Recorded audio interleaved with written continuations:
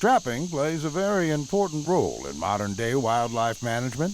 Professional wildlife biologists monitor fur-bearer populations to maintain a healthy and sustainable harvest of this important, renewable natural resource. Trapping provides recreation and income for licensed trappers across this country.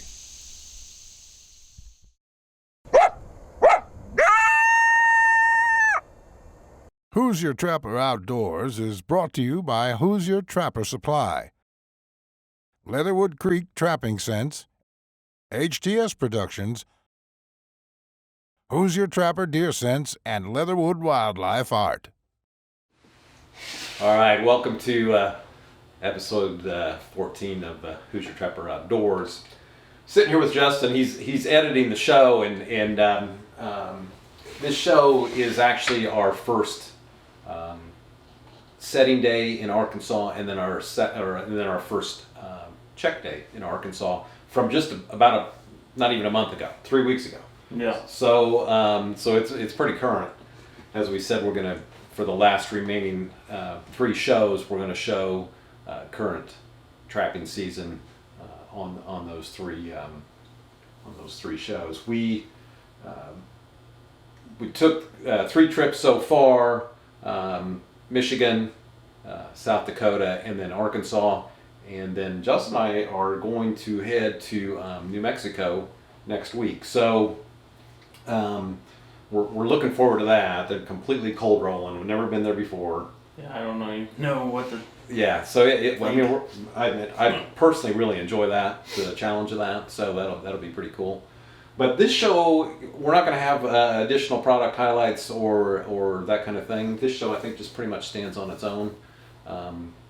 Within the show or product highlights, certainly lots of tips, sets, that kind of thing. So anyways, I hope you enjoy the show.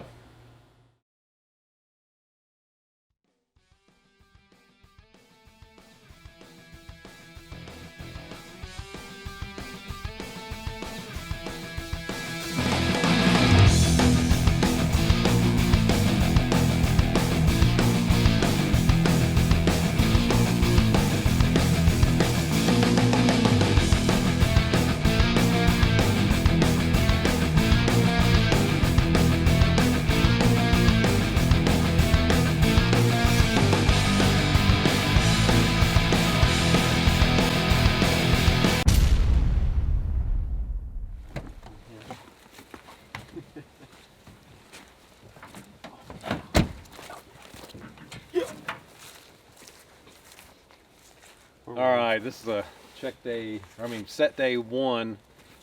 Just arrived. This first thing in the morning, kind of getting organized.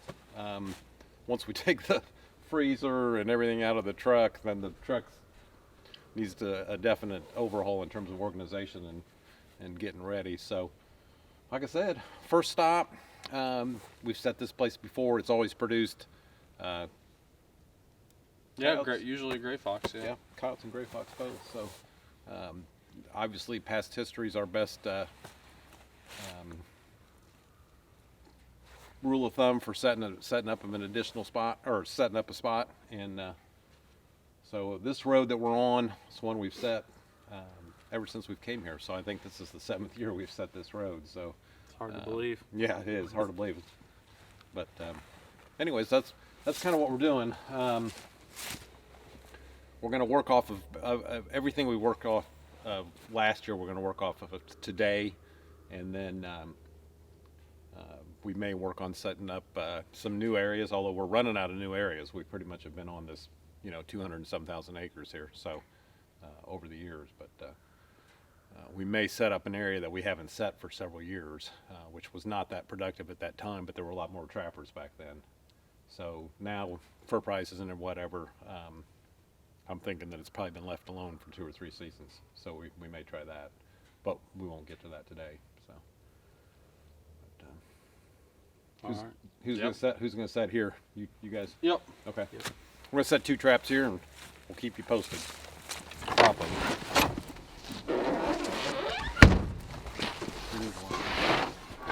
Punching a set in, Jake? Yep. We're going to double up at this location. You can see we're right on the road. Charlie's gonna put a dirt hole with a drag over there. Then we've connected on this spot past years. Jake's probably gonna go somewhere over here. There's big thing to set on sign, and right here in this ditch there's definitely sign. Looks like possible fox. Too small for coyote, maybe a little too big for cat, but we'll see. Where you setting, Jake? Not completely sure yet. Just checking things out. All right, this set right here, I was going to put in a standard dirt hole set, and it looks fine. Then you start digging, and it's literally solid rock. So I just turned it into kind of the purist. It'll drive the purist crazy, but this is kind of a step down flat set. And my thinking on that is that the depression over the trap, or this area right here, gives the animal a guided place to put his foot. So all we're going to do on this one is I'm not going to use any actual bait. I'm going to put a little bit of lure right here, and this is long distance, and this stuff is so rank that I started, and I'm typically not one to use a dropper cap, but it avoids it spoiling out the side of the bottle. Keep my hands halfway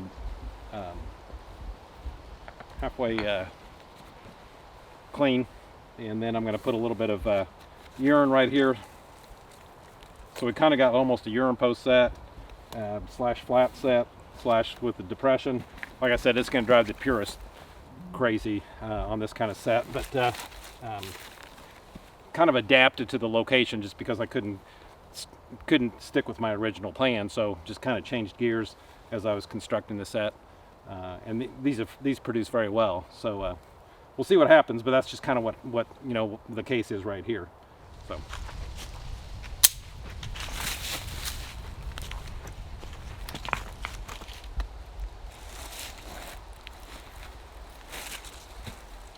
Trap line tools, screwdriver, trap pan adjuster, some sort of pliers slash wire cutters. I had to adjust this trap. I couldn't get the dog. It wouldn't fire even with the pan all the way down. I adjusted this here and bent my dog just a little bit to get it working. Yep, that stuff's invaluable to have. Yeah, if I wouldn't have had those few tools with me, this set wasn't gonna happen. So I mean, ideally you should have all your traps adjusted before you take a trip, but sometimes they don't all get done or whatever.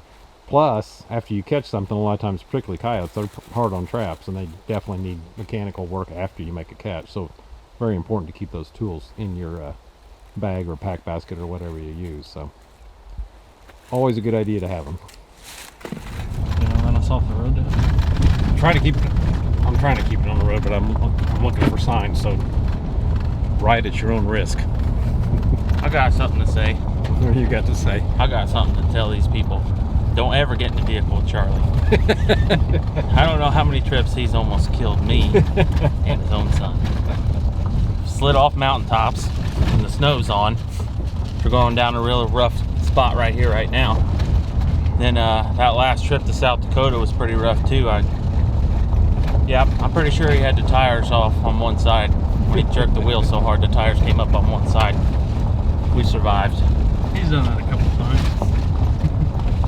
So wear your seatbelt, maybe bring a football helmet, and you'll be all right.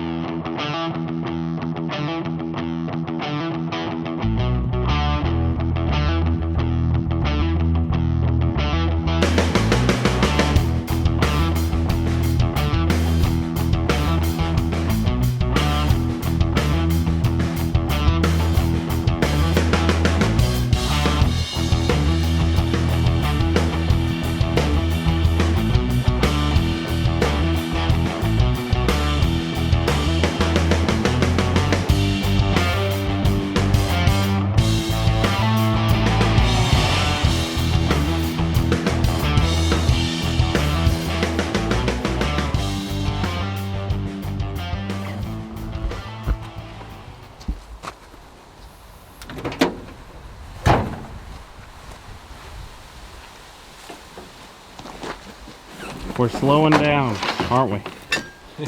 We didn't eat lunch, so we're kind of dragging. No lunch. Trying to get these sets in. Living off candy bars, which makes it 10 times It's about worse. 4 o'clock, and we're dragging a little bit. But tomorrow we will eat lunch. Try to hammer in a few more sets before the sun disappears and call it a day. Been a good day. This place right here is kind of inconspicuous, just driving by, and it's kind of a drainage, so it'll obviously be a problem if we get a bunch of rain, but I think it's still worth setting. Yeah. We've got these pine trees in here, which are not uncommon in here, that's for sure, but these thickets are places where cats like to hunt for birds or whatever. And then there's a trail coming right through the middle of them here, and the main road's right here but with a truck. So we're just going to stick a single trap in here. Typically we set 2 sets at each location or at each stop, but on places particularly that we haven't set in the past, or they look like a little bit smaller place or whatever, we're just setting 1 trap just to kind of test the waters. So that's what's up here. See what happens. Weather-wise, I think we're going to be okay as far as downpours of rain, at least for the next several days. So shouldn't be an issue here. So see what happens. All right, end of the day, sun's going down. Just set our 50-second set, and so we got quite a few traps out today. 52 traps. Weather was nice. Had a little bit of issue with bridge being out on one of the Forest Service roads, so it kind of backtracked us, and anyways, it kind of messed up our rotation plan. But we've got a new plan, so we can work around that. But anyways, looking forward to tomorrow.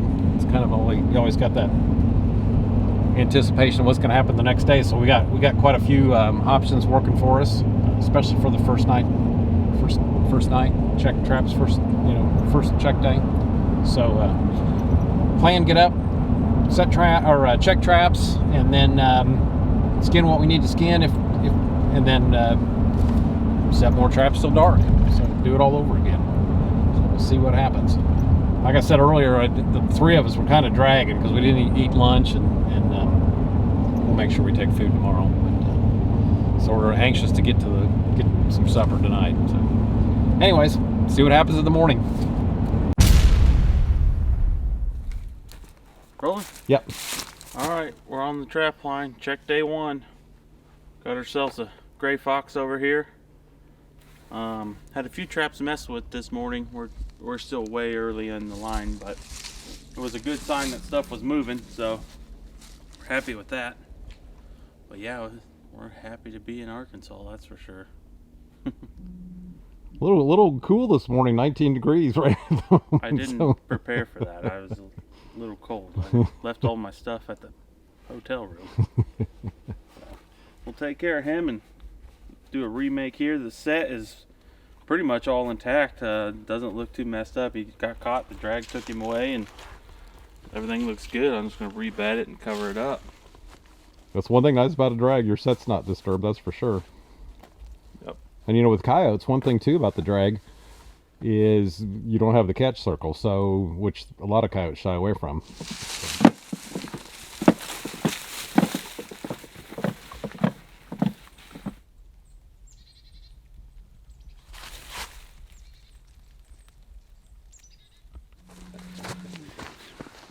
Cool, Gray Jake. fox number 2. Yep. Check day 1, gray fox 2. Yep. And we're just getting started. Where's your set construction? Right here. Looks like you actually didn't tear it up too bad. Be a nice remake. Well, this is a location that's produced past several years, and that's a big part of it, is setting on experience. There was sign here, and this morning we got one. So Yeah, this location has produced raccoons, gray fox, coyotes, and at least 1 bobcat, 1 big male bobcat, Yeah. but, which would have been traveling through probably looking for a female. But anyways, it's got kind of a wildlife pond right here behind the fox, and there was a campsite here that deer hunters had used, but I don't think they've used it for 2 or 3 years, so kind of just going back up, but still definitely a standout landmark in this immense forest. So that's what you got to look for, is places that kind of stand out over and above everything else. So, anyways. Yep, and he's got this place smelling up good, so Yeah, gray foxes definitely got their own distinct smell. should be a good remake.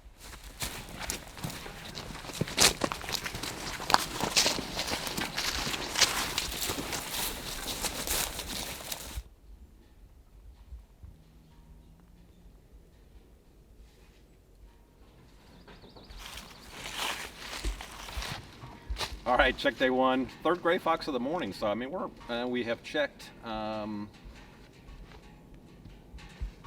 to think, 26 traps, 3 gray foxes. So It's pretty good. that's pretty good. So was set right here. I don't know if this set's actually ever caught a gray in the past. It's caught coyotes and coons and stuff, but kind of right here along the road. Jake's got a set over here. It was undisturbed.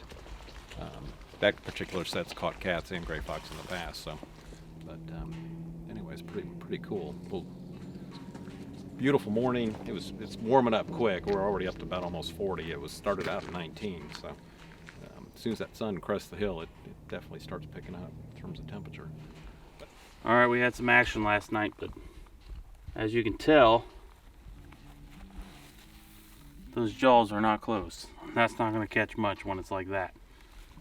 So, as Jake was saying yesterday when we were putting sets in, he's always trying to clear the bed free of the little rocks and pebbles if possible. But here in Arkansas, I mean, they're everywhere. So, from time to time, that might happen. Charlie had it happen to us in Mississippi, and Yeah, you can sift the dirt, which is the reason for sifting the dirt, so you Yes. can eliminate that issue.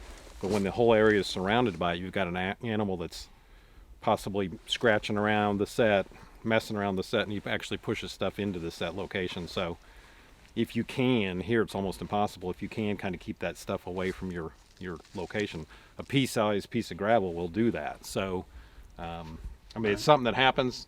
We pride ourselves on our show of the reality of things. Most trappers that have DVDs and shows, they edit this stuff out. But to me, if everything went 100%, you're not learning anything. So, you learn from your mistakes, or you learn from just circumstances, which is in this case just learning from circumstances, or what happened. But anyways, something to look out for if you can. So, anyways, we'll reset. we'll say, with the trap being fired, it was enough to run off whatever animal it was, and my set is in good, fine working condition as far as dirt hole, bait's still there, and a lure. So I had a set right behind where Jake's standing with the camera, and it was a gray fox that visited that set back there. Just got very lucky. Came in from the side, up by the hole. Didn't approach how a dirt hole's supposed to be approached. Obviously, the gray fox didn't read the manual. The gray foxes are experts at that. I mean, just coming in from the side, pawing around. It's just kind of the way they work a set. So, ultimately, curiosity eventually gets them. But you got to. that's it. You got to. That's all it took. Yep, you got to play the game with them to catch them. But yeah, that's all it took to keep that trap open. If that's down low in the jaws, It was low on near the end. Yep. The lever. so. And you see if you look at the ground here, it's just complete gravel. So no way to avoid that problem 100%. I'm going to make the setup against this log, and typically we're not big on setting this backings this big. But we're more interested in catching bobcats, gray fox, and if we catch a coyote, that's fine.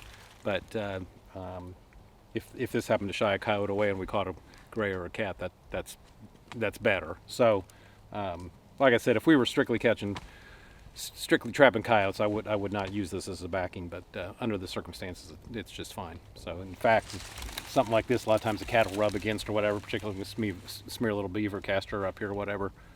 So it's kind of a plus, actually. So, but that's kind of what's going on here. I'm just going to make basically a standard dirt hole up against here. We'll show the set when it's done, and see what happens. All right, here's the finished set. like I said, it's kind of a dirt hole up against the big backing. The contour of the ground, we're below the grade of the ground, so the contour of this dished out pan area kind of leads the animal to put this foot in the correct spot. This is urine right here, but this right here is actually a liquid beaver castor. Cats like to rub on that stuff. It's just a natural attractant, and it's attractive to gray fox and coyotes and everything as well. I'll tell you, some guys get into this bit where it's got to be real pasty and a smear or whatever, and that's fine. There's nothing wrong with that. But there's a lot of merit to a liquid, pourable scent or lure or attractant. And the reason is that soaks into that wood right there, and that's there for a long time. The same within your dirt hole or whatever, it soaks in. If you use a pasty smear type attractant, some of them will actually crust over, and then you'll have to kind of smear them again to reactivate them in a few days, particularly if you've got a lot of really dry weather. So, like I said, there is a lot of merit to a pourable attractant that's going to actually soak into what you're putting it on, whether it be in the dirt hole or on your backing or whatever. So, anyways, that's what's going on here. Like I said, we typically don't use this big of a backing, but for the cats, it's just fine. Nothing will shy away from this in terms of a cat, and I don't think it'll bother a gray fox either. So, all right. End of check day 1. Caught the 3 gray foxes.